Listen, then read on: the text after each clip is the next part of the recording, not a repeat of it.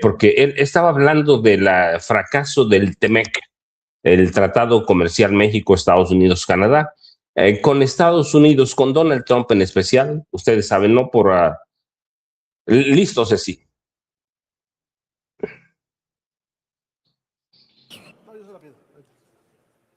Gracias, presidente. Con respeto a la Asamblea. Pues sí llama la atención bastante que quienes representan al grupo mayoritario no salen a cuidar a su gobierno y entonces siempre proponen aquí debates que terminan poniendo a ese gobierno como piñata, porque pues son derrotados por los argumentos de la oposición. Que seamos menos en número no es que no la tengamos, la razón, y si somos menos en número es porque se robaron la mayoría con esa súper sobre representación que les ayudaron los tribunales. Me llama la atención que ahora digan que la no firma de un tratado por 16 años no es un fracaso. Es un fracaso, porque cada año la van a tener que estar revisando. Pero bueno, salen ustedes a defender el tratado que firmó Carlos Salinas de Gortari. Porque es el tratado que andan defendiendo neoliberales. ¿No se han dado cuenta? Y que, por cierto, el señor secretario de Economía, Marcelo Ebrard, era trabajador de Carlos Salinas de Gortari. Era maraquero de Carlos Salinas de Gortari. Le echaba porras a Carlos Salinas de Gortari. Un día sí y el otro también. Y por cierto, el secretario de Educación de Carlos Salinas de Gortari era Manuel Bartlett, que también era maraquero de Carlos Salinas de Gortari. Hombre, ustedes terminaron de maraqueros del TEMEC. Ese es de lo que terminaron, de maraqueros del TEMEC. En lugar de que estuviéramos en la Comisión Bicameral de Seguridad Nacional o de la Bicameral de Seguimiento a las Fuerzas Armadas, aquí estamos en un debate estéril.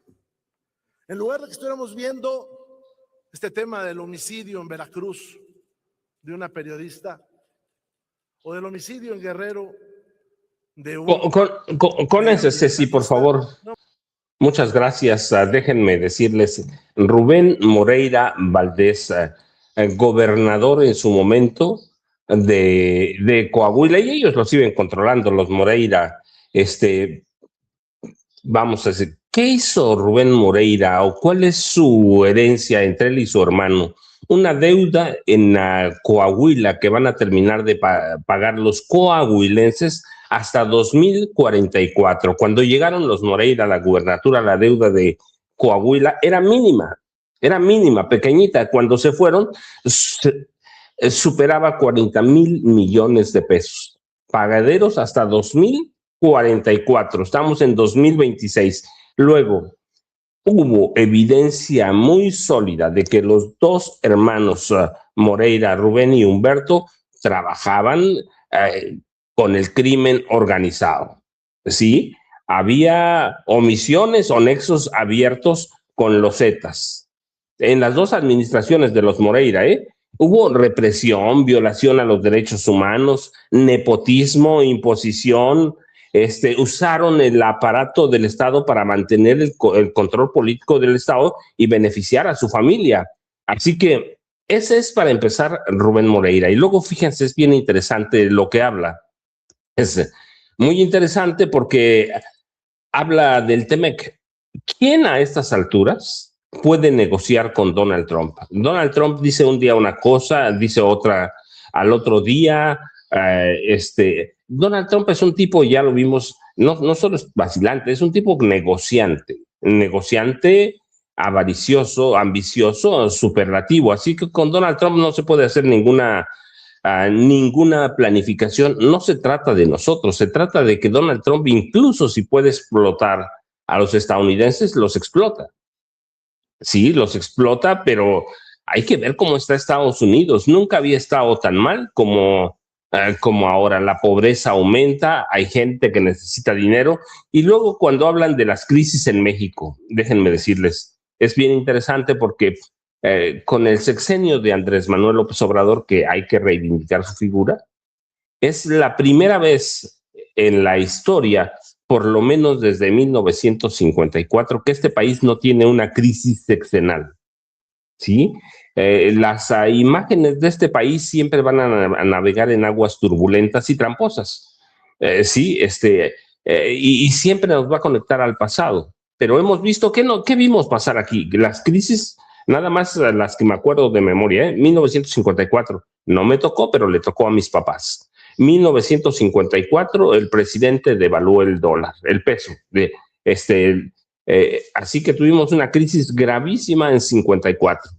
De los priistas, tuvimos crisis en 68 con Gustavo Díaz, bueno, el otro fue con Adolfo Ruiz Cortines, tuvimos crisis en 68, en 76, en 1982, en 1986-87, tuvimos crisis en 1994-95, que la mayoría de ustedes, los que estamos aquí, la vivimos. Pero la de 86-87 también, con De la Madrid y Salinas de Gortari. Y yo recuerdo, yo lo he contado varias veces, yo recuerdo que iba al banco, porque a veces me tocaba cubrir notas financieras y el dólar, digamos, no recuerdo cómo estaba, pero digamos estaba 50 pesos. Y a los 5 minutos estaba en 100 pesos. Cambiaba, no había pantallas electrónicas como ahora.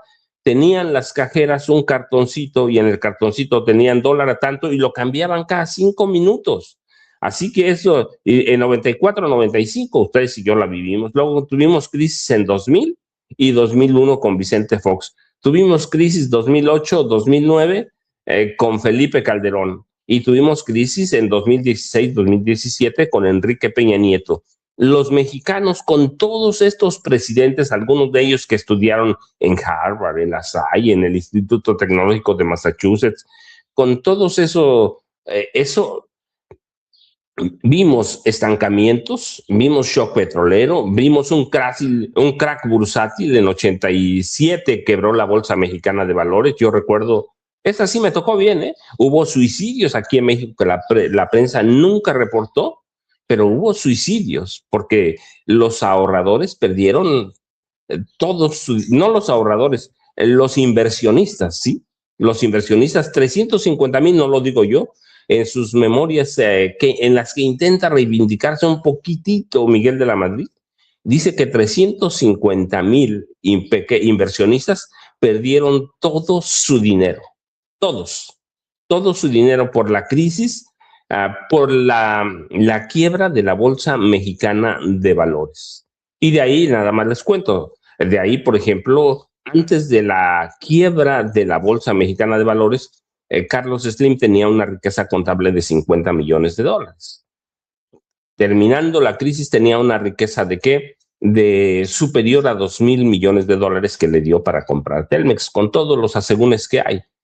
Así que hemos pasado por desequilibrios fiscales, por populismo, neopopulismo, el programa de salvamento, el mayor robo a este país, el FOBAPROA. Hemos visto transferencias de deuda, producto de rapiña, hemos visto empresarios ladrones, banqueros sinvergüenzas, por todo pasamos y siempre crisis.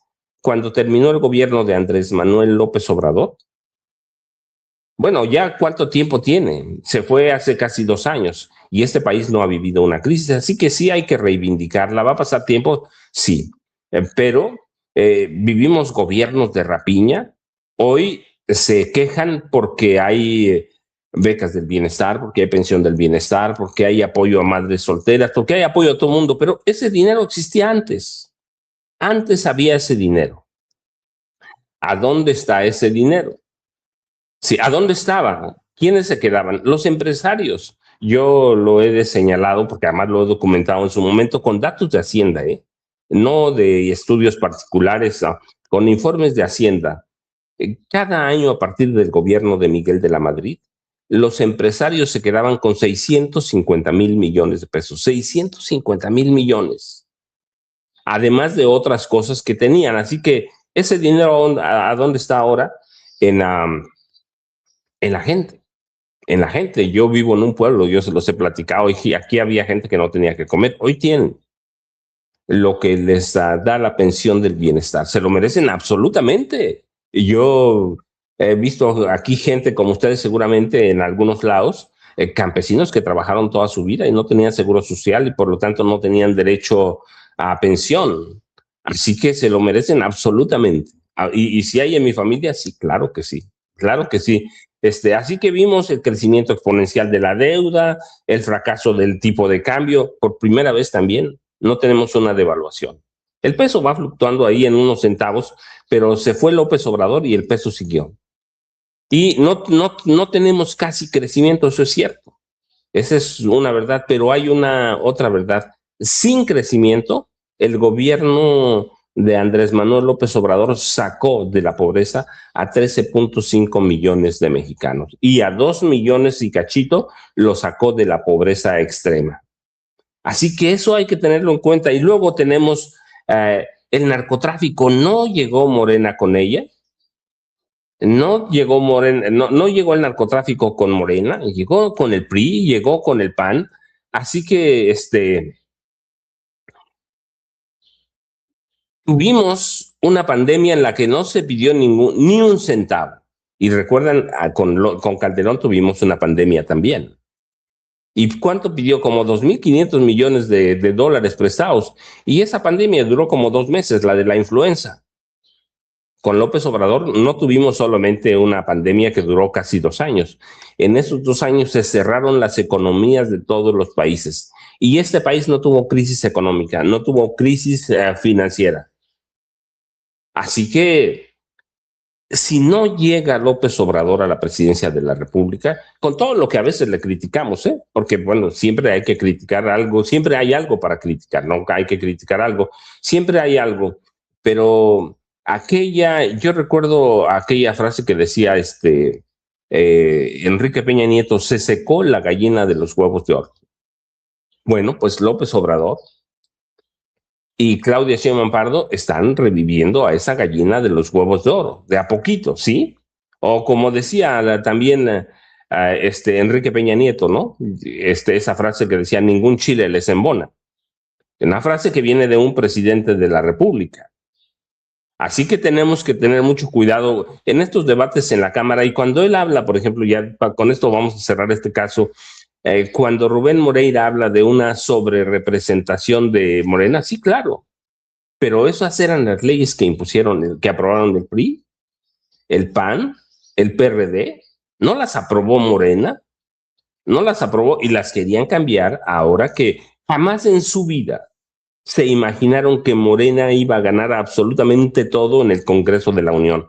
No pensaron que íbamos a salir a votar como en la forma que votamos. Y fue cuando trataron de cambiar las leyes de la sobrerepresentación que existe hace mucho, hace décadas.